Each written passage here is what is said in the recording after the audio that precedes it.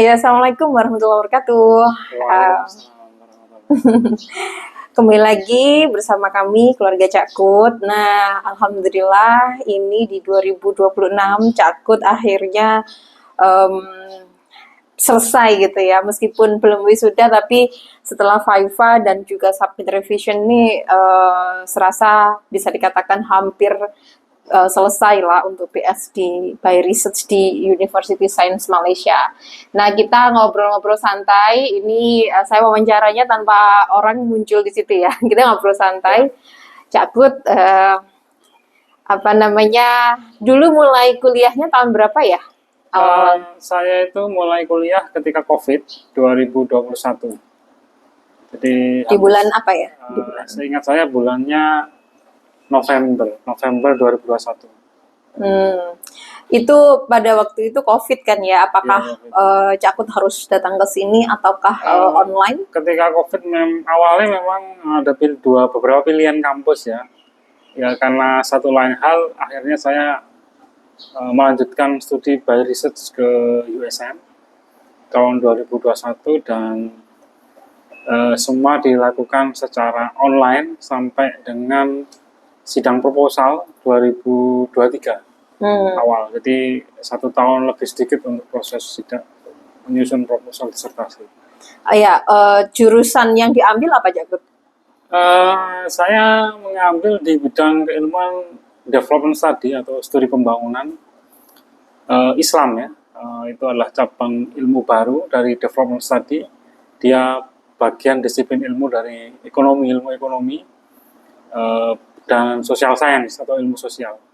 Atau bisa disingkat ISDEF ya, Jakut Ya, ya? nama brandnya adalah nama centernya ISDEF, tapi Hmm. bidang keilmuannya adalah development study, Islamic development study atau studi pembangunan Islam. ISDEF ini kalau di kita di Indonesia itu mirip apa Jakut? Apakah fakulti, under fakulti atau apa? Kalau komparasi dengan di Indonesia saya kira belum ada, tapi kalau dari sisi kelembagaan dia disebut sebagai research center. Kalau saya pernah ke Gajah Mada itu pernah pusat studi kependudukan UGM, kemudian lembaga demografi UI atau di UNAR ada LPEP gitu kan ya, lembaga laboratorium pengajian ekonomi pembangunan gitu kan ya. Itu punya research center yang punya mahasiswa. Mereka memiliki program studi apa? Apa ada S1-nya atau?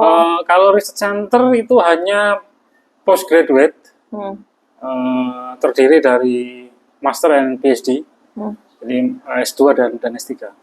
Kalau boleh tahu, Cakut ini background S1, S2-nya apa?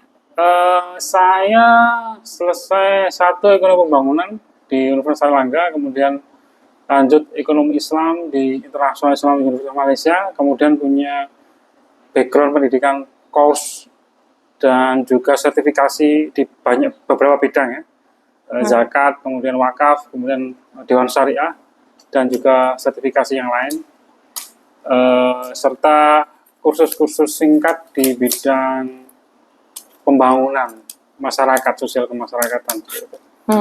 Apa yang membuat Cakut terinspirasi untuk masuk ke ISDEF ini daripada jurusan yang lain? Saya kira ketika lulus sarjana, master, itu saya dipertemukan dengan banyak ahli bidang kualitatif seperti Dr. Winifred, dulu dosen saya di Universitas Airlangga, kemudian Prof. Cipto Hadi Sawardono, itu kemudian Dr. Bambang Tutuko, Dr. Haji Dedi, berinteraksi cukup lama, akhirnya melihat perspektif celah yang baru dalam bidang ekonomi Islam. Dan tahun 2016 saya ikut conference di ISDEF. Ternyata gagasan-gagasan saya itu bisa diterima dalam perspektif itu. Jadi saya berkenalan di situ. Kemudian tahun 2020-2021 saya apply PhD, akhirnya dengan berbagai macam pilihan-pilihan alternatif yang ada saya lanjut ke situ. Oke. Cakut ini kan dosen ekonomi, prodi S1 Ekonomi Islam di UISI ya, Universitas Internasional Semen Indonesia. Apa yang akan Cakut lakukan ke depannya ya setelah lulus dari ISDEF ini? mungkin dengan value baru yang didapat, kemudian apa yang rencananya mau diimplementasikan di UIC?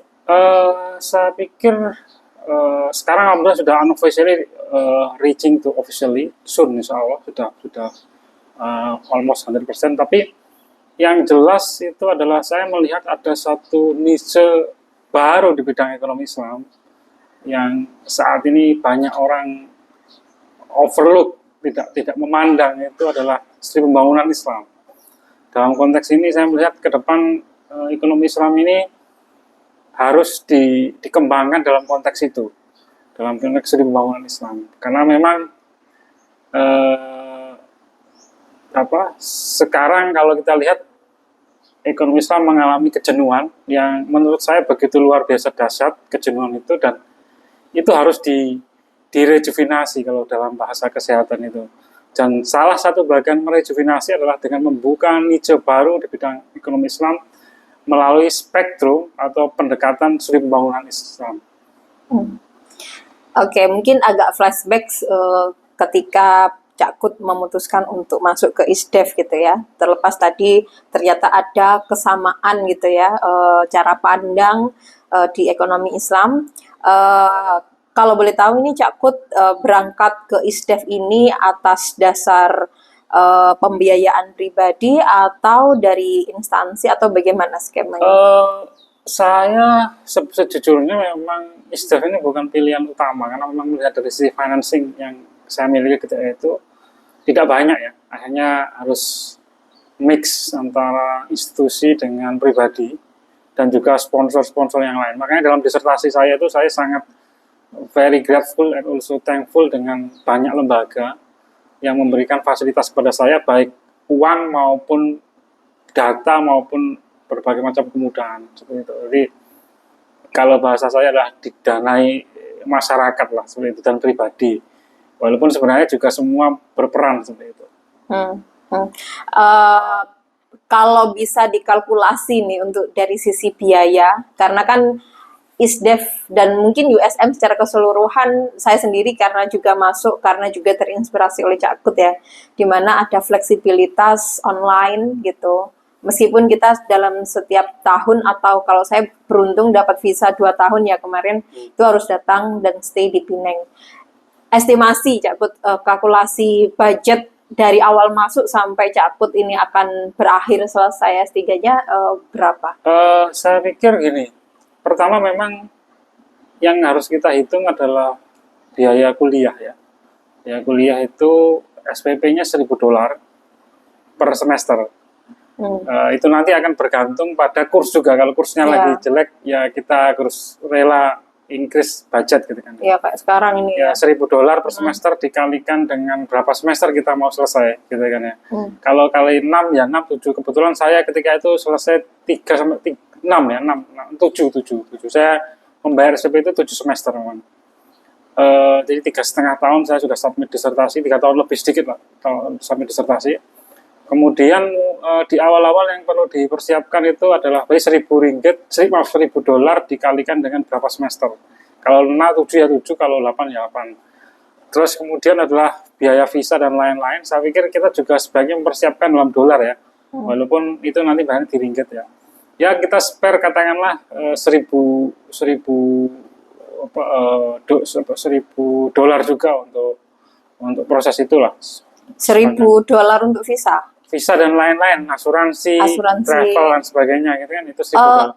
Travel itu maksudnya perjalanan ke sini. Perjalanan ke sini juga, artinya untuk semua deposit dan sebagainya.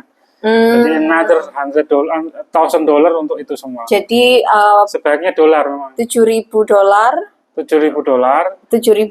kali berapa satu SPP-nya tadi? Satu SPP $1.000. 1.000 kali 7 semester berarti $7.000 ditambah $1.000 lagi untuk visa, deposit dan sebagainya. Berarti $8.000. Terus apa lagi? Terus sebaiknya ditambah dengan $1.000 lagi untuk spare budget macam-macam ya.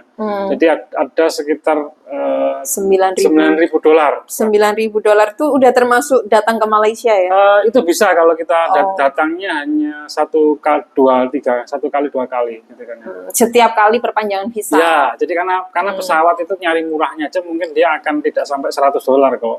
Mungkin ya $50, mungkin $50 sudah bisa lah.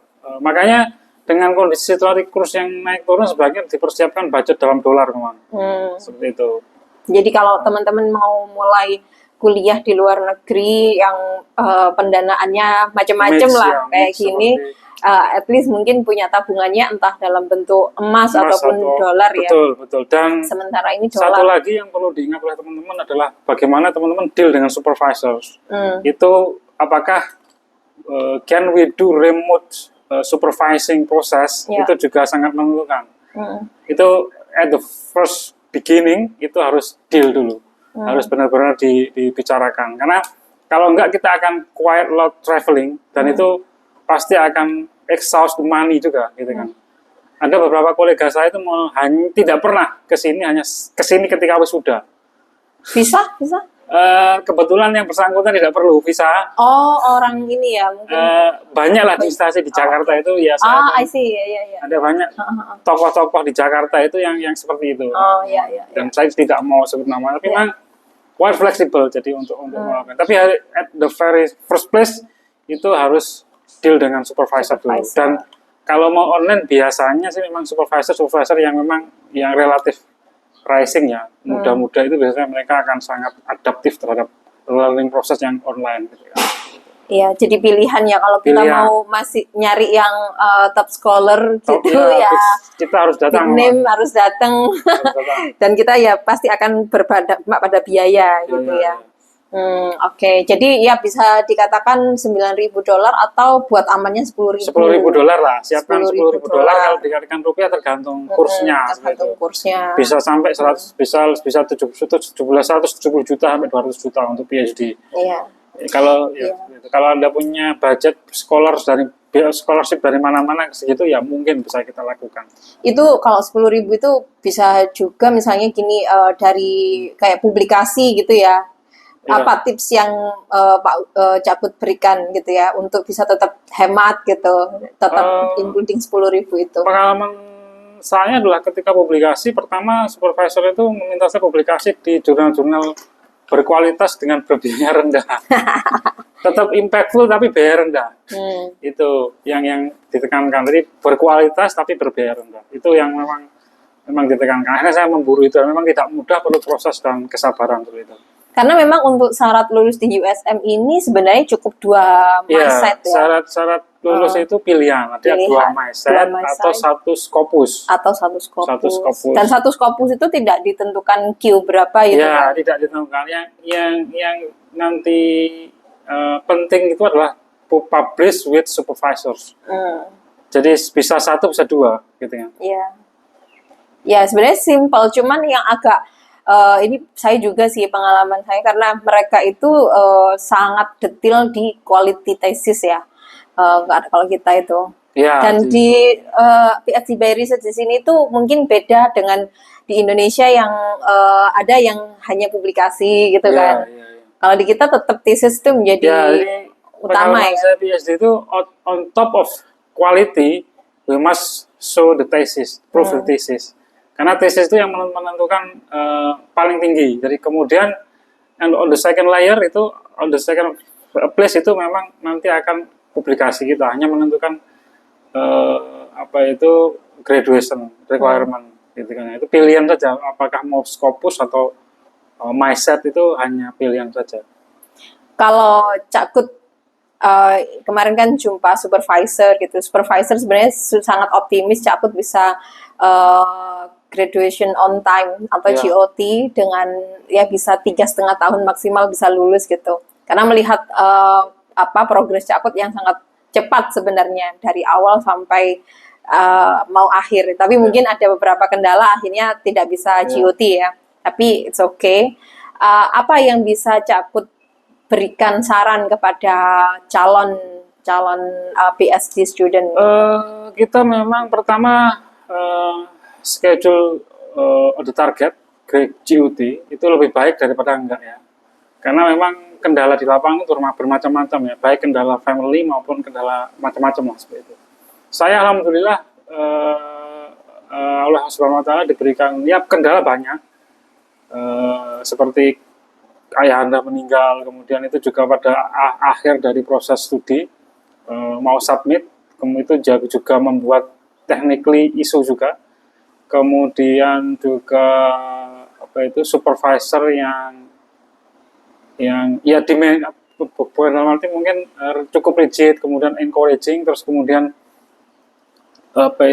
external examiner yang memang cukup rigid dalam membaca gitu kan. Sehingga memang itu kendala-kendala kualitas maupun kendala-kendala teknis ya. Jadi pesan saya memang siapkan saja on schedule, graduate on time. Tapi nanti di lapangan kita harus fleksibel karena kendala itu ada yang bisa kita kontrol dan tidak, gitu kan. Kalau pengalaman Cakut ya, dengan berarti Cakut ini kan statusnya tugas belajar ya? Ya, tubel saya. Tubel berarti full time ya, full time student ya. Kira-kira memungkinkan nggak Cakut kalau misalnya during doing this PhD kemudian masih dibebani dengan pekerjaan yang lain atau apa gitu, memungkinkan nggak? Mungkin kalau dalam konteks saya sih studi di USM itu mungkin, tapi harus tahu load-nya, kapan load tinggi, kapan load rendah ya. Jadi ketika kita, pengalaman saya memang ketika saya harus mengejar tesis, saya akan pursue the thesis. Jadi harus akan ditarik, setelah kemudian selesai submit, baru kemudian saya beralih ke pekerjaan lain. Jadi harus managing time, efficiently itu penting bagi teman-teman semuanya. Sesuai dengan kapabilitas dan masing-masing. Karena setiap orang punya agenda sendiri, target sendiri. Jadi kalau sebisa mungkin kita bisa optimalkan waktu, selesai gitu, gas aja. Gas aja. Jadi kalau memang ada waktu, segera gas. Karena nanti ada masa di mana kita nggak bisa ngegas. Seperti biasanya ketika sudah di tangan examiner itu kita nggak bisa ngegas itu. Nah itu mungkin kita bisa kerja yang lain, gitu kan ya. Jadi sebenarnya seperti kawan-kawan saya dari Universitas Ciputra itu juga seperti itu. Ketika beliau juga banyak PhD remote ya, mungkin di Universitas Indonesia, di mana-mana itu PhD di USM, by research secara remote, kalau dari jarak jauh itu mereka tahu kapan harus ngegas, kapan harus stay low, santai gitu, kemudian atau mungkin mengerjakan tugas yang lain. Dulu Cakut dari sidang proposal itu kapan ya? Pada saya semester berapa? 2021 enroll, kemudian start PhD 1 tahun itu reading jurnal, textbook, tidak menghasilkan apa-apa kecuali reading dan summary. Kemudian mau start proposal writing itu exactly semester 2. Semester 2 setelah 1 tahun. Itu baru bisa concise dengan atau semester 2 setelah 1 tahun maksudnya? Ya akhir semester 2. Mau semester 3. Mau semester 3 itu baru proses nulis. Semester 3 langsung ujian proposal itu secara online. Semester 3 langsung ujian. Online. Berarti cepet ya nulisnya. Iya, alhamdulillah cepat. Kemudian semester 4 itu start fieldwork. Cukup lama saya fieldwork karena menggunakan riset desain yang memang lama, perlu 1 tahun saya. 99. Dilakukan sendiri atau perlu bantuan bala tentara? Saya semua, karena saya budget mini ya. budget minimalis. Tidak suka saya harus belajar sendiri. Mulai dari membaca textbook dasar riset metodologi, kemudian menggunakan software kualitatif itu saya belajar mandiri semuanya, otodidak semuanya. Saya belajar semua itu, termasuk membaca riset metodologi itu banyak yang saya baca secara sendiri. Kemudian fieldwork, conducted fieldwork itu juga saya sendiri, datangi informan dan sebagainya. Kemudian mengolah data, membaca itu saya lakukan sendiri, termasuk menulis sendiri dan juga revise thesis itu disarankan pakai proofread, saya pun sendiri dengan sekarang ada teknologi ya. Nah itu saya menggunakan teknologi untuk itu sambil tetap mengasah kemampuan bahasa Inggris ya. Jadi tetap kemampuan bahasa Inggris biasa, tapi kemudian menggunakan teknologi. Semua sendiri sampai akhir itu. Karena memang minimalis. Tapi saya melibatkan mahasiswa saya, karena saya juga pengen mahasiswa belajar itu hanya untuk proses apa itu double check translation. Jadi mahasiswa saya bayar untuk melakukan double check translation. Jadi saya translate dari apa itu recording kemudian menjadi tertulis, itu saya meminta double check dari apa itu mahasiswa saya. Saya lakukan. Jadi dengan kata lain berdua-dua, saya sebagai peneliti melakukan, beberapa mahasiswa juga melakukan. Dulu Cak Kut masuknya itu berarti di awal semester ya. Kayak aku kan, kalau saya tuh kan masuknya di pertengahan semester, jadi kayak rugi semester gitu. Kayaknya iya, saya di awal semester. Awal semester ya. Jadi mungkin teman-teman, buat teman-teman yang mau masuk ke USM, saya sarankan lihat jadwal enrollment. Iya. Sebenarnya by riset itu bisa masuk anytime, tapi rugi kayak saya yang masuk di semester pertengahan itu supervisor juga nggak notice. Terus kita belum bisa ambil subjek di awal itu kan. Betul Bu. Tapi dari sisi biaya dia tidak rugi karena di prorata ya. Artinya SPP tidak bayar full. Bayar full. Bayar full. Kalau bayar full sebaiknya masuk jadi aku waktu itu dan kayak aku efektif sebenarnya masih 3 semester, tapi secara administratif aku tercatat 4 semester. Jadi sangat menurutku aku kayak rugi banget gitu. Jadi kayak kemarin sidang proposal aku jatuhnya di semester 4.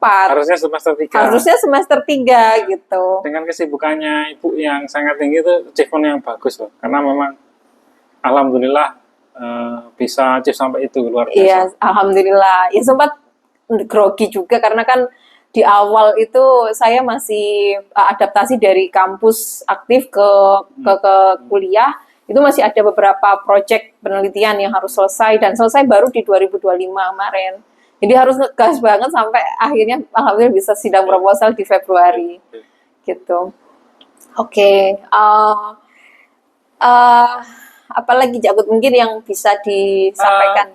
Saya pikir pertama memang biasanya yang di mana-mana PhD itu kalau kita approach dengan novelty itu memang ada banyak cara.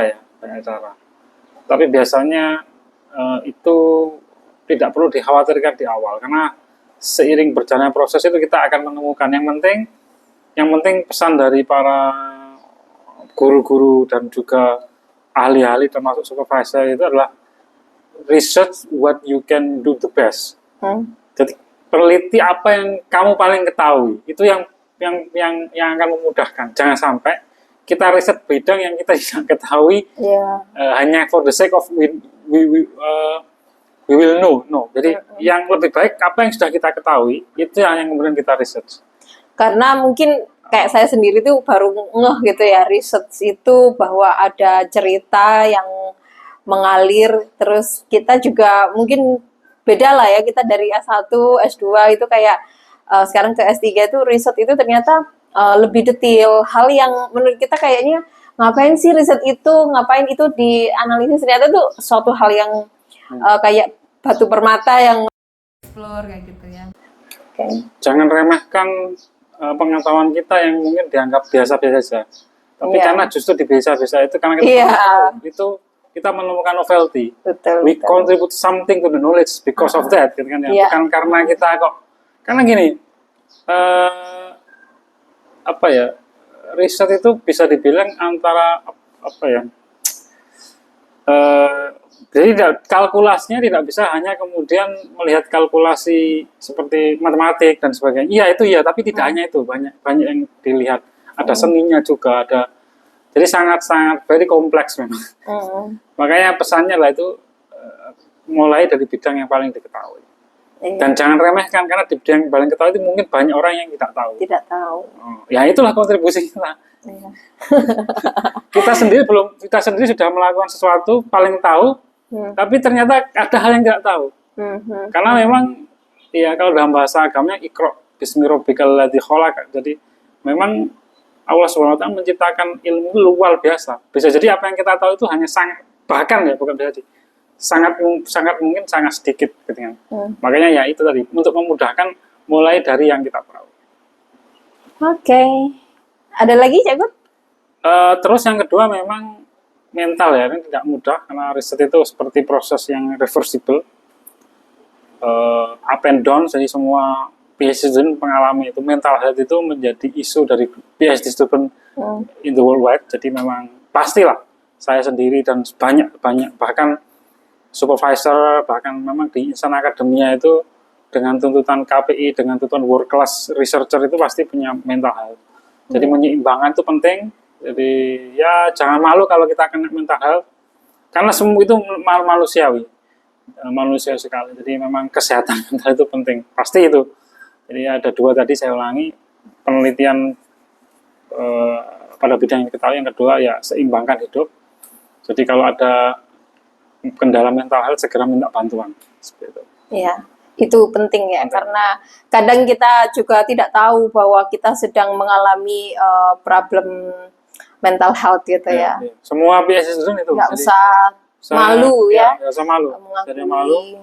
Karena ada way out-nya. Karena bertahun-tahun itu kita mau melakukan sesuatu bidang yang sama. Berulang-ulang. Berulang-ulang. Mulai dari bangun, pasti setelah ibadah, bangun tidur, ibadah sebagainya sudah mulai di depan laptop. Ya. Makanya kalau dalam lagunya Coldplay itu The Scientist itu memang dia akan memang committed to the knowledge seperti itu. Tidak mudah, Bang. Ya tapi sekarang kita terbantu teknologi, jadi insya Allah bisa lebih mudah, tapi juga bisa lebih rumit, Bang. Betul. Seperti itu. Ya saya pikir itu memang yang menjadi apa yang bisa saya share di dalam perjalanan PhD saya yang alhamdulillah dinamis, tapi ya senantiasa diberikan kemudahan Allah Subhanahu wa taala. Oke. Terima kasih banyak Cak Kut ya. Semoga apa yang sudah Cak Kut sharingkan ini bisa memberikan gambaran buat calon-calon student yang akan ambil PhD by Research di USM gitu, dan sukses selalu buat Cak Kut. Habis ini berkiprah kembali di UISI dan memberikan nuansa yang berbeda dengan keilmuan yang didapat dari USM. Terima kasih. Assalamualaikum.